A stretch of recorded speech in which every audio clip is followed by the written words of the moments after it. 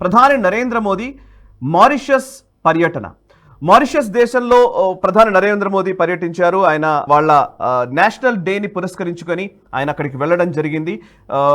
Mauritius అత్యున్నత పౌర పురస్కారాన్ని నరేంద్ర మోదీ గారికి అందించడం జరిగింది. నిజంగా ఈ జాబితా తీస్తే ఇప్పటివరకు భారత ప్రధానులు అనేక మంది వచ్చారు, కానీ ప్రధాని నరేంద్ర మోదీ గారికి దక్కుతున్నటువంటి అంతర్జాతీయ గౌరవం చాలా ఎక్కువ అనే చెప్పాలి. ఎందుకంటే చాలా దేశాలు, గల్ఫ్ కంట్రీస్ దగ్గర నుంచి, ప్రతి దేశం నుంచి దాదాపుగా ప్రతి పేరెన్నికగన్న దేశము నరేంద్ర మోదీ గారికి హైయెస్ట్ సివిలియన్ అవార్డ్స్ని, వాళ్ళ దేశంలోని ప్రముఖమైన అవార్డ్స్ని ఇస్తూ వస్తున్నాయి.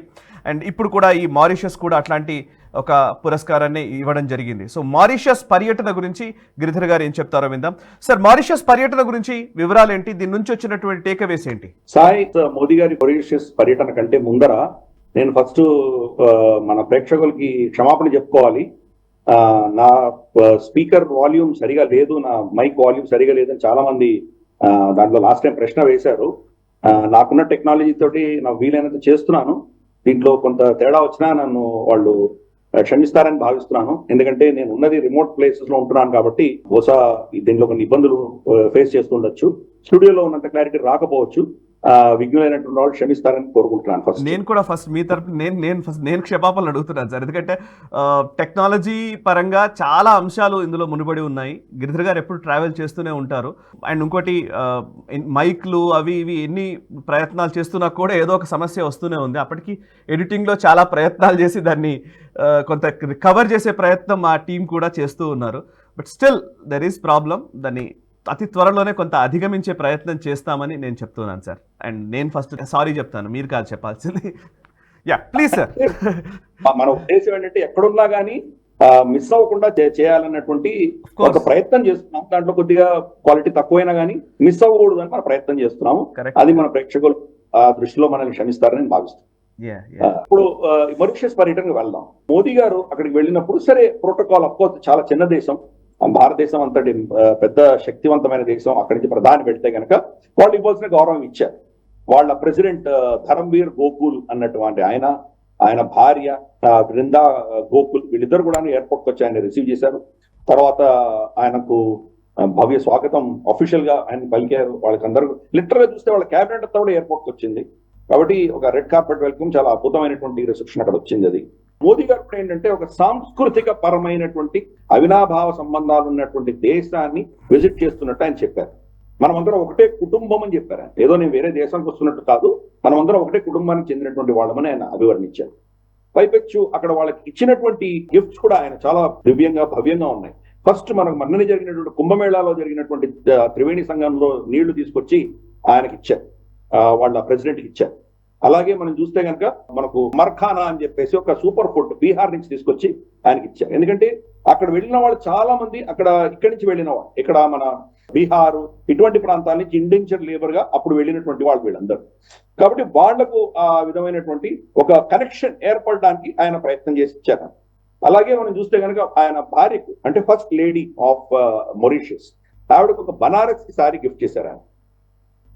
సో కాబట్టి ఇది ఒక కల్చరల్ కనెక్షన్ ని మెయింటైన్ చేసే దిశగా ఆయన ప్రయత్నాలు చేశారు. అంతేకాదు అక్కడ గంగా తాలావ్ అని ఒకటి ఉన్నది.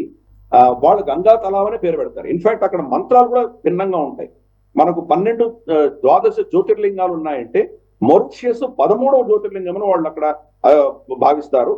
అక్కడ ఉన్నటువంటి శివాలయం ఒకటి ఉన్నది. దాన్ని మంత్రాల్లో కూడా మొరేశ్వరాయ నమః అని చెప్పి వాళ్ళు మంత్రాలు కూడా చెప్పి చేస్తుంటారు. కాబట్టి అక్కడ ఆయన గంగా తాలావ్కి వెళ్ళారు మోదీ గారు. అక్కడ వెళ్ళి ప్రార్థన చేశారు. ఈ పుష్కర నీళ్లు తీసుకెళ్లి అక్కడ కూడా గంగా తాలాలో కలిపారు. దాన్ని అఫ్ కోర్స్ బ్రిటిష్ వాళ్ళు, యూరోపియన్స్ దాన్ని గ్రాండ్ బసీన్ అని చెప్పి పేరు పెట్టారు అప్పట్లో. కానీ దాన్ని గంగా తలావ్ అని చెప్పేసి అక్కడ ఉన్నటువంటి హిందువులు దాన్ని వర్ణించుకున్నారు, దాని పేరు పెట్టారు. అంతేకాదు ఈయన అక్కడ వెళ్ళినటువంటి డెలిగేషన్ ఎవరైతే వెళ్ళారో వీళ్ళందరూ కూడాను చాలా కీలకమైనటువంటి ఒప్పందాలు చేసుకున్నారు. దాంట్లో మనం చూసామంటే కనుక వాళ్ళ సివిల్ సర్వెంట్స్ 500 మందికి భారతదేశంలో ట్రైనింగ్ ఇస్తామని చెప్పి ఒక ఒప్పందం చేసుకున్నారు. అలాగే వాళ్లకు నీటి సరఫరా, ఎందుకంటే చిన్న ఐలాండ్ కదా, చిన్న దీవి, అక్కడ వాటర్ డిసలినేషన్ ప్లాంట్ కావాలి, లేదా మనకు ఆ వర్షపాతాన్ని నిలువ చేసుకొని దాంతో మనం నీళ్లు వాళ్ళు సప్లై చేసుకోవాలి. నీటి యొక్క సమస్య అన్నది ఈ దీవులలో అన్నింటిలో ఉంటుంది. దానికి సంబంధించినటువంటి ఒక క్రెడిట్ లైన్ మనం ఇస్తున్నాము. రమారమి ఒక 500 కోట్ల రమారమి 487 crores, అది మనం వాటర్ పైప్ లైన్స్ కి ఆయన ఒక MOU సంతకాలు పెట్టారు. అలాగే 2 దేశాలు కూడా వారి వారి కరెన్సీస్ లో వాణిజ్యము లావాదేవీలు చేసుకునే దిశగా ఈ ఒక ఒప్పందం కూడా జరిగింది. అది అలాగే అక్కడ ఇండస్ట్రీ, మన దేశంలో ఇండస్ట్రీకి ఎంఎస్ఎంఈలకు బూస్ట్ ఇచ్చే దిశగా కొంత దీని గురించి ఎంఓయూలు సంతకాలు పెట్టుకున్నారు. అన్నిటికంటే నా దృష్టిలో చాలా కీలకమైనటువంటి ఎంఓయూ సంతకం వీళ్ళిద్దరు ఏం పెట్టారంటే, ఫైనాన్షియల్ క్రైమ్స్ కి సంబంధించి ఇద్దరు కోఆపరేట్ చేసుకుంటాము అని చెప్పి నిర్ణయం అనేది చాలా, ఇది యాక్చువల్గా దీని గురించి హైలైట్ ఎవరు చేయట్లేదు, చాలా పెద్ద విషయం కింద నేను భావిస్తాను. ఎందుకంటే మనకు భారతదేశంలో ఇన్వెస్ట్మెంట్స్ ఏవైతే వస్తున్నాయో అవి ట్యాక్స్ హేవెన్స్ అంటారు. ఆ ట్యాక్స్ హేవెన్స్ నుంచి వస్తాయి. గతంలో మనం చూసాం సెయింట్ కిట్స్ నుంచి వచ్చేవి, లేదా సింగపూర్ నుంచి వస్తాయి, మారిషియస్ నుంచి వస్తాయి. మారిషియస్ లో ఏదో ఒక డమ్మీ కంపెనీ పెడతారు, ఫండ్స్ అక్కడికి వెళ్తాయి, అక్కడి నుంచి భారతదేశంలోకి ఇంటర్నేషనల్ ఇన్వెస్టర్స్ గా పైసలు తీసుకొస్తారు. మనకు ఇంటర్నేషనల్ ఇన్స్టిట్యూషనల్ ఇన్వెస్టర్స్ అంటారు, వాళ్ళు వస్తారు, అలా ఆ పేరిట వస్తాయి. గతంలో కాంగ్రెస్ ప్రభుత్వం ఉన్నప్పుడు పీ నోట్స్ అని చెప్పేవాళ్ళు, ఆ పీ నోట్స్ కుండా మనకు ఫారెన్ ఇన్వెస్ట్మెంట్స్ వచ్చేవి. ఒక్కసారి మారిషియస్ నుంచి వచ్చిందంటే కనుక మారిషియస్ కి పైసలు ఎలా వెళ్ళినాయి అని చెప్పి ఎవరు ప్రశ్నించేవాళ్ళు కాదు.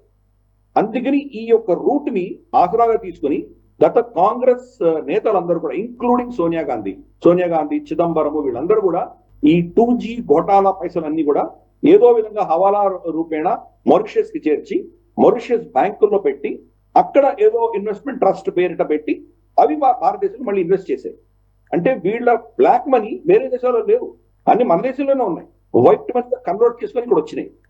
సో ఇది పెద్ద స్టోరీ అది. కాబట్టి అటువంటి లూప్ హోల్స్ ని ప్లగ్ చేయడానికి ఎంఓయూ ఈ రోజు వీళ్ళిద్దరు సంతకం పెట్టుకున్నారు. కాబట్టి చాలా కీలకమే.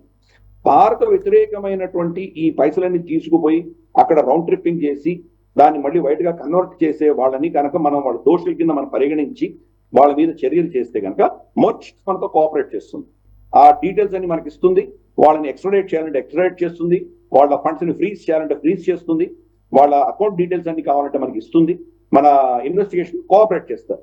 ఆ దిశగా ఒప్పందం జరిగింది. అందుకని మిగతావన్నీ ఒక ఎత్తు అయితే కనుక ఈ ఒక్క అంశం చాలా కీలకమైనది కింద నేను భావిస్తాను నేను. అలాగే మనం చూస్తే కనుక రమారమి మనకు ఇద్దరు కలిసి ఒక కామన్ శాటిలైట్ పెట్టుకుందాము. అక్కడ మనకు హిందూ మహాసాగరంలో చాలా తుఫాన్లు వస్తుంటాయి. ఈ తుఫాన్లు, క్లైమాటిక్ చేంజెస్, వీటికి సంబంధించిన మానిటరింగ్ చేద్దాం ఇద్దరం కలిసి. మీకు సాయం కూడా చేస్తాము, ముందస్తుగానే వార్నింగ్ ఇవ్వడం ఇవన్నీ చేస్తాము, దానికి సైన్స్ టెక్నాలజీ అంతా మేము ఇస్తాము అని చెప్పేసి ఒక నిర్ణయం. అలాగే 100 పైబడి ఎలక్ట్రిక్ బస్సులు ఇస్తామని కూడా మనం చెప్పాం. అంటే అక్కడ ప్రదూషణ లేకుండా ఎలా ఉండాలి. చైనా లేకపోతే చైనా ఇస్తుంది, వచ్చి చైనా వచ్చిందంటే కనుక అక్కడ వాళ్ళు బాగా కూర్చుంటారు. మనకు మారిషియస్ అధీనంలో ఉన్నటువంటి ఒక దీవి వాళ్ళు మనకి ఇచ్చేశారు, మనం తెలిసిన విషయమే. అగలీగా అన్నటువంటి ఒక ఐలాండ్ మన చేతిలో ఉన్నది.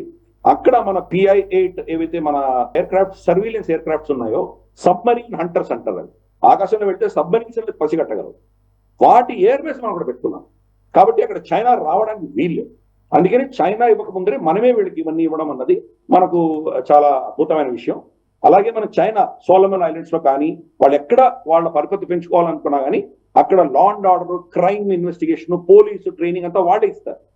అది లేకుండా మనమే వాళ్ళకి ఇవ్వబోతున్నాం. మనం వాళ్ళ పోలీస్ అకాడమీకి, నేషనల్ మ్యారిటైమ్ సెక్యూరిటీ వాళ్ళకు, వాళ్ళ బ్యూరోక్రసీ, వీళ్ళందరూ కూడా మనమే ట్రైనింగ్ ఇవ్వబోతున్నాం. ఆ దిశగా ఈ సంతకాలు పెట్టారు. కాబట్టి ఇది ఒక కల్చర్ ప్లస్ సెక్యూరిటీ పరంగా రెండు పదంగా, అంటే సెక్యూరిటీలో కూడా ఫిజికల్ మ్యారిటైమ్ సెక్యూరిటీ ఒకటైతే మనకు ఈవెన్ ఫైనాన్షియల్ సెక్యూరిటీ కూడా, ఇన్ని అంశాల్లో ఇది ఒప్పందాలు జరిగినాయి. కాబట్టి ఇదేదో ఆయన సరదాగా వెళ్ళారు, ఆయన ఏదో కల్చరల్ గా గంగా నీళ్లు పంచుకున్నారు అని కాదు. ఆ కల్చరల్ కనెక్షన్ ఒక ఎత్తు అయితే, రెండవది చాలా కీలకమైంది, మన అవసరాలకు, మన సెక్యూరిటీ పరంగా మనం ఏం చేయాలో దాని గురించి ఫోకస్ కూడా పెట్టారు. అందుకని ఇది చాలా అద్భుతమైన ట్రిప్, చాలా మోస్ట్ సక్సెస్ఫుల్ ట్రిప్ కింద నేను భావిస్తాను. దీంట్లో ఒక చిన్న అంశం కూడా ఉంది, భోజ్పురి భాష అక్కడ చాలా విస్తృతంగా చాలా మంది మాట్లాడతారు. అందుకనే ఇందాక నేను చెప్పినట్టు బీహార్ నుంచి ఆయన తీసుకెళ్లి ఇచ్చారు. ఈ భోజ్పురి భాషకు సంబంధించినటువంటి వ్యక్తులే ఆయన భోజ్పురి భాషలో ఉన్నటువంటి కల్చరల్ పర్ఫార్మెన్స్ తోటి ఆయన స్వాగతం పలికారు. అంటే ఈ కనెక్షన్స్ అన్ని కూడా మనం మళ్ళీ దాన్ని రీఎస్టాబ్లిష్ చేస్తున్నాము, దాన్ని పటిష్టంగా చేసేటువంటి ప్రయత్నం చేస్తున్నాము. దాంతో చైనా ఇక్కడ రావడానికి వీల్లేదు, ఇక్కడ రానివి కూడా మనం అడ్డుకుంటున్నాం. అందుకని ఈ అన్ని అంశాల దృష్ట్యా అద్భుతమైన విజిట్, మనం అందరం కూడా హర్షించవలసినటువంటి అంశం. Right sir, super. అసలు నిజంగా మారిషియస్ పర్యటనకు సంబంధించి ప్రాపర్గా అన్ని విషయాలు మీరు ఎక్స్ప్లెయిన్ చేశారు. ఈ వీడియో మీకు నచ్చినట్టయితే లైక్ చేయండి, 10 మందికి షేర్ చేయండి. అలాగే కామెంట్ల రూపంలో మీ అభిప్రాయాలను మాతో పంచుకోండి. Nationalist hub group of channels ను సబ్స్క్రైబ్ చేసుకుని తెలుగునాట జాతీయవాద జర్నలిజాన్ని ప్రోత్సహించండి. ఈ వీడియో కింద ఉన్న బెల్ ఐకాన్ పై క్లిక్ చేయడం మర్చిపోవద్దు.